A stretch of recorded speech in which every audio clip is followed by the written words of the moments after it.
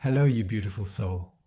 Today, the 6 stages of spiritual awakening, and above all, how important it is if you are currently on the spiritual path, perhaps have been on your path for a while, then you may recognize in one stage or another that you rather feel trapped, you are somehow also lost. You feel like you are lost, or you have the sensation that you are regressing, and so on. And I really want to dedicate this video to everyone, to those who are on the path, to encourage you to keep going, that it's completely normal to go through these journeys. First of all, I want to explain that these phases are structured linearly, but they are not experienced linearly in actual development. That means sometimes one jumps between them and back. Sometimes one even experiences 2 phases on different levels. So this video is meant to serve as a guide for you. Most importantly, I want to alleviate some of the pressure here. Yes, at which stage are you? Are you further along than me now? I am indeed much further along than you. This is not about any competition at all, as his progress continues. These are simply stages that every individual may even go through on multiple occasions. And let's delve into this here. Yes, let's start with the first phase. The first phase is the actual awakening. This means that you may have been in a normal environment up until this point, but somehow you've always had the feeling that something is very wrong here, or there's more beneath the surface than you can explain. You haven't pursued it yet, but subconsciously you may have felt for a while that the old life doesn't quite fit you anymore. So you want to delve deeper because you already sense that there's something behind it all, waiting to be discovered. And you cannot explain it. I always say you already feel the truth, even though you cannot explain it yet. And then you become, so to speak, a truth seeker. And then eventually there are 2 different versions of it. There exists only a single version of it when your life falls apart. So the first one is experienced when chaos is all around you and everything collapses completely. That is, for instance, perhaps you lose your job, perhaps your partner departs or your partner departs, or that you might also be in poor health, maybe even have to go to the hospital, and you might even be facing a truly dramatic illness, and suddenly it really hits you, so to speak. Truly the reset button has been pressed, and then you ask yourself, the way things have been going, your life, can it no longer continue? And then you expose yourself to the new reality, so to speak, and begin to awaken and sense that there is even more beneath the surface, gradually acknowledging this divine world more and more. And this is the genuine awakening. So in this case, this awakening is actually initiated by a particular level of drama that unfolds. However, that does not mean it has to be that way. That is just one possibility. The other possibility is that it can occur spontaneously, perhaps while conversing with someone at a seminar, perusing a book, or simply receiving an external stimulus, where something clicks for you and you fully engage yourself, and something is stirred within you, where the soul, your soul or your heart already senses. Now I feel like I comprehend the connections. I am receptive to the world beyond the surface, so to speak.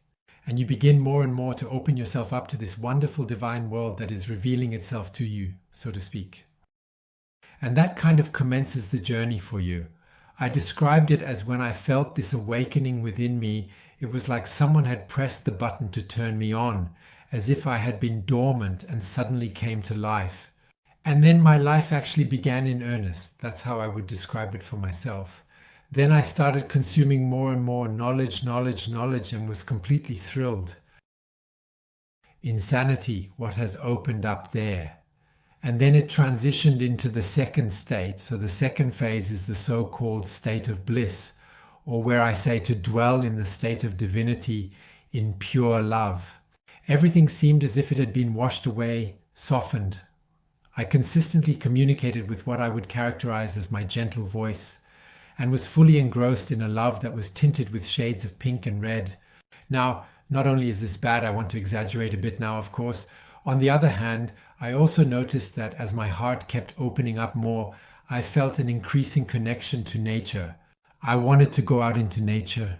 I felt a connection to the forest, to the living beings, to the animals. That was all much more enriching. I perceived so much more. I also felt much more empathy for others, and could simply follow my intuition more and more. Everything has been opening up more and more. It is a wonderful state. And this state typically lasts for approximately half a year to a year. Maximum half a year to a year, where it then subsides again. The heart has opened. That means you also feel the guidance from the divine world. You are no longer alone. You are encompassed, linked to celestial entities, as well as linked to the natural world around you. So this is extremely rich, pure love. All fears have disappeared, and you don't even understand anymore why there are people who have fears. But of course, you are also very empathetic. A wonderful state. And that leads us to the third state. The third state is, as it is often beautifully called, the dark night of the soul. I don't like that term as much. I would rather say the dark night of the ego consciousness, of what you believe, who you are. And connected to that, which sounds very dramatic, and indeed it is in the first moment, you will first be confronted with your shadow sides. And the shadowy aspects, the internal issues within you that may plunge you into the depths, into a valley where you find yourself wondering, what is happening to me? I just want to dwell in the state of bliss. What am I doing wrong?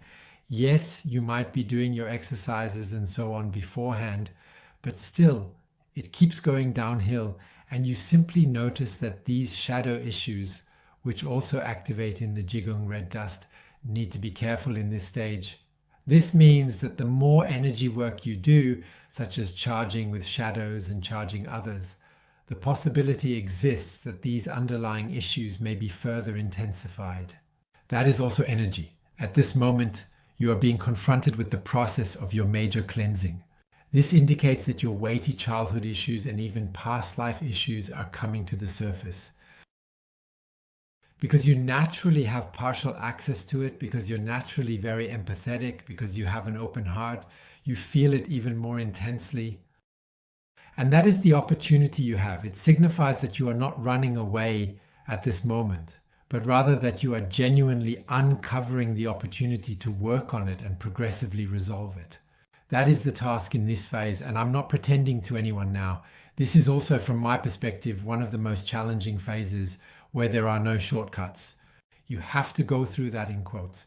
The whole thing can manifest externally, where any form of fears, existential fears, fears of whatever it may be, whatever you're afraid of, all comes up from the past. You may even fall into a depression as it enables you to recognize yourself more and more, revealing your true identity and reality. And I'm about to get to what's behind that. And of course, you might be desperate because you don't even know what's going on with you. You're on a spiritual path, dedicating yourself to the good, the light and love, and suddenly everything worsens. And this is a phase, as already mentioned, that is the most challenging phase, to then realize that your ego, your self-awareness has these problems. And these are the themes that your ego possesses, applies. It is also crucial to take a look at your current life. If you examine it and learn to accept it step by step, then you will be able to dissolve it gradually, one step at a time. This is a process that can also take longer. One cannot say that everyone has to experience this, let's say, dark night of the soul in a dramatic way. But I am just saying that at the moment there is the dramatic version. Then there are also phases I often experience that I switch back here and switch forward again, switch back and switch forward, or switch to German. That implies this procedure is consistently characterized by a continuous exchange of information or actions. In other words, this transformation or change occurring within you is a lengthy process. You can also take your time and allow yourself time. That doesn't mean you should expect yourself to be enlightened right now. I have experienced this state of flash before. I should not have these weaknesses now, correct? And that is exactly what hinders you. You are permitted to have these weaknesses and they are completely acceptable. You must give yourself permission. We are all human.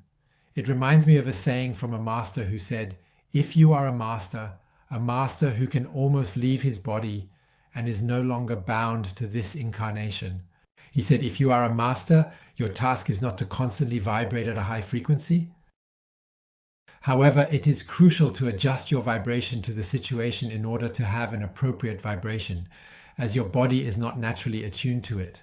And I discovered that incredibly fascinating because I used to have this prejudice that when someone is enlightened, they always vibrate at a high frequency and are always in this state of enlightenment.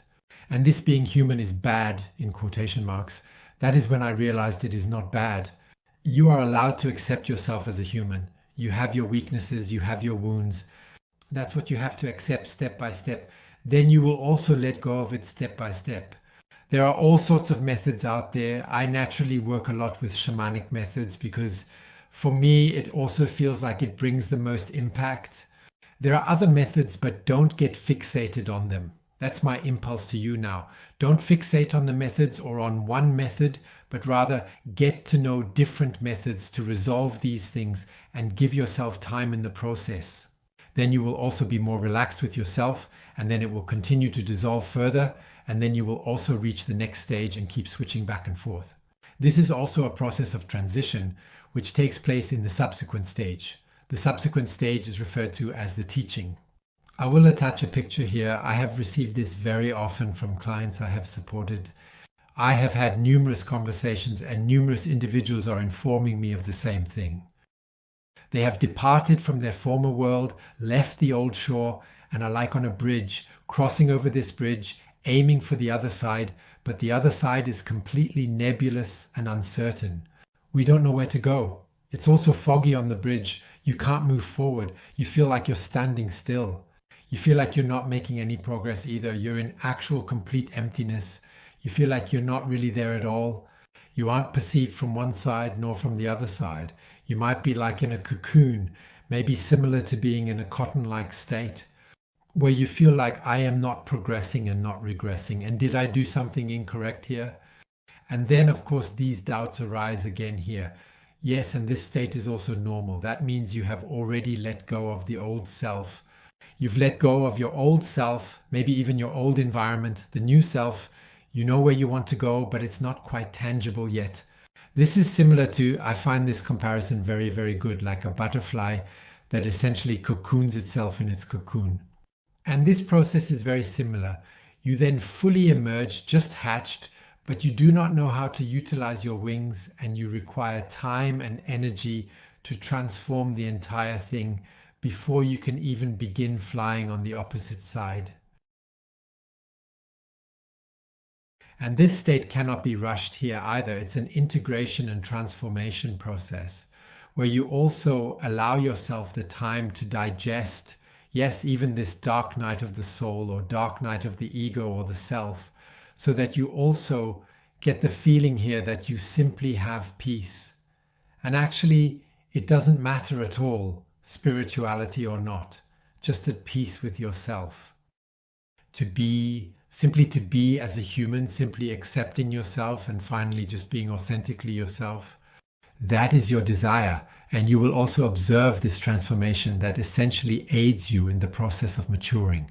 So this level of maturity is required in order to move on to the next phase, which entails establishing a solid foundation and further developing. I appreciate the metaphor of the tree because it aptly depicts this stage. Initially, particularly in the context of the spiritual awakening journey, we extend our senses, our connections upward, leaning more towards spirituality, towards the divine, expanding ourselves, so to speak. And afterwards, in this state, it's more about rooting, about deepening, so that when storms come, you truly stand stable, building that inner foundation so that regardless of what happens externally, you can stay true to yourself. And simply also what you have learned before, including the flash state and all other stages that have essentially matured you, that I also like to use this term here, from being a spiritual child to becoming a spiritual adult. So for you, this means that you realize you actually have the same perception, maybe even like in a flash state, but you rest within yourself, you have arrived more within yourself, and no matter who or what happens externally, it can't easily shake you anymore because you have gone through these processes. And then, I always say, you have refined yourself.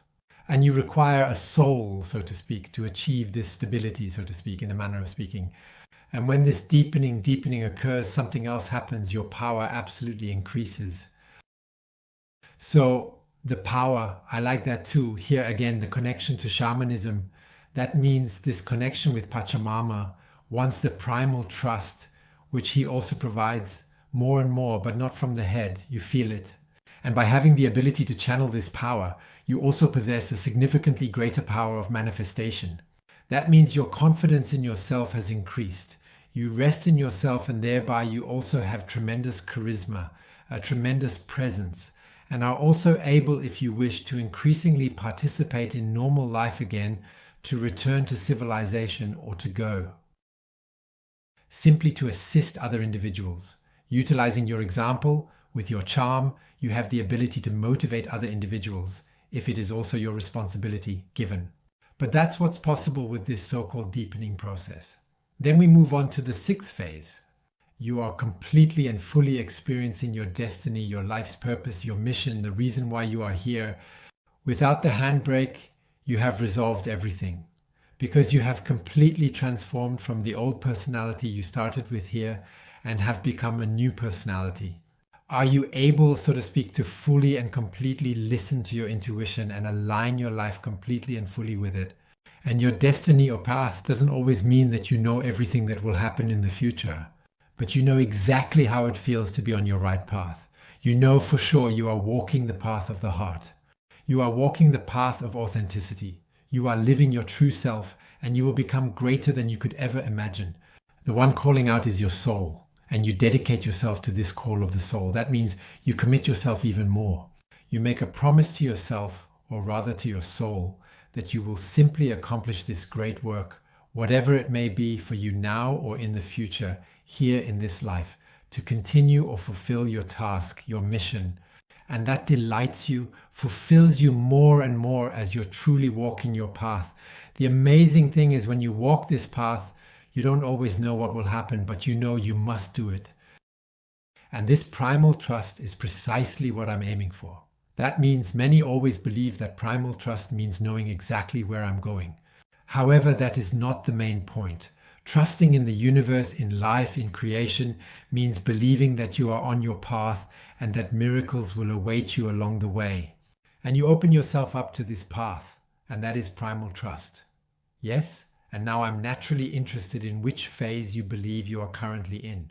It is important for me to know as well, because I have truly experienced everything and know how one feels in those situations. Yes, and also here, imagine that the whole process is not linear as I have just listed it, but just as a guide for you. Naturally, the whole process also fluctuates back and forth. This means that even people who follow their vision, their mission, who have already arrived within themselves, have gone through these stages, still have doubts, or sometimes still have issues, resurface to reflect on themselves. And that's what it's all about in this life. That means now the growth will never cease, but at a higher level, it will continue to refine you more and more, making you as great as you could have never imagined. And here again is my request or my impulse to you. If you feel like you are stuck somewhere or you have blockages and fears and can't get out of it on your own, don't wait too long. I've been doing that for too long. I've waited too long just to seek help from you. Feel free to share and pass on this video to individuals whom you believe, hey, this is important information that might assist or be advantageous to you. This genuinely means a lot to me, so simply pass it on. I would be extremely happy about that.